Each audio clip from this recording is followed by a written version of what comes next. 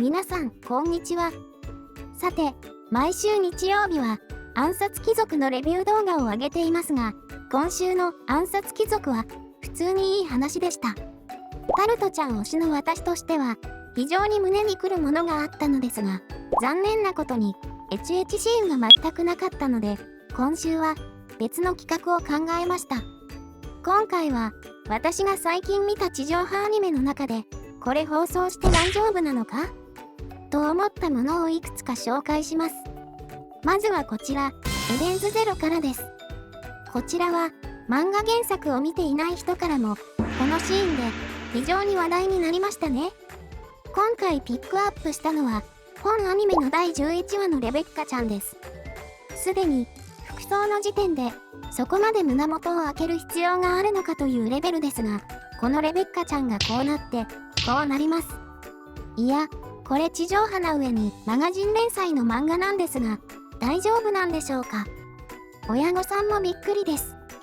しかし、我々紳士としては、そんなことは気にせずどんどんやってもらいたいですね。ちなみに、この作者様は、前作でもこんなシーンを描かれていましたので、おそらくそういう趣味なんだと思います。次は、こちら、彼女、お借りしますです。こちらは、昨年放送されたラブコメで、超絶神作画のアニメでしたね。皆さんは、どのキャラが好きですか？私はベタですが、やはり千鶴ちゃんです。理由は、顔とたわわのバランスが素晴らしいからです。さて、今回紹介するのは第5話から、主人公の妄想とはいえ、こんなシーンがあります。これも、地上波で大丈夫かというレベルですね。しかし、この神作画で、こんなシーンを見れるのは非常にありがたいです。ちなみに、第5話は、千鶴ちゃんのサービスシーンもあり、非常に美味しい回でした。しかし、先ほどのエデンズゼロといい、マガジンは結構過激ですね。ぜひ、その姿勢を貫いてほしいです。本作は、アニメ2期も放送決定しております。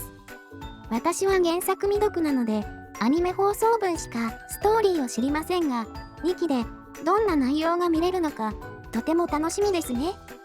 さて、次は、異世界魔王と召喚少女の奴隷魔術オメガです。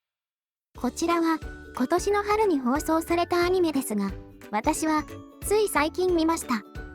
こちらはナロー系ですし、ヒロインのキャラデザからして、いかにも、そういうシーンがありそうですが、今回紹介するのは、第2話からお風呂のシーンです。ナロー系でお色気シーンがある作品は数多くありますが、自ら戦隊してくれるようなシーンは結構貴重ではないでしょうか。作画も良く、素直にごちそうさまでしたと言いたいです。ちなみに、お風呂シーン以外でも普通にサービスシーン満載なので、紳士の皆様には非常におすすめのアニメです。ちなみに、戦隊は私の好きな漫画の一つである異世界迷宮でハーレムをでも見れます。こちらもアニメ化決定している作品ですので、今からとても楽しみです。最後は、こちら、女神寮の寮母くんです。こちらは、今年の夏に放送されていたアニメで、リアルタイムではあまり見ていませんでしたが、最近全部見ました。ストーリーそのものは、平成中期頃の青年誌ラブコメのような感じですが、その分、本編のほとんどがサービスシーンでした。しかし、この手のアニメに、ありがちな作画崩壊もほとんどなく、純粋にサービスシーンを楽しみたい人にはうってつけの作品かなと思います。最近はこの手のアニメも増えてきたので、我々紳士的には非常に嬉しいですね。さて、今回紹介するのはここまでです。また、これからもこの手のアニメを発見したらこちらで紹介しますね。それではご視聴ありがとうございました。また次の動画でお会いいたしましょう。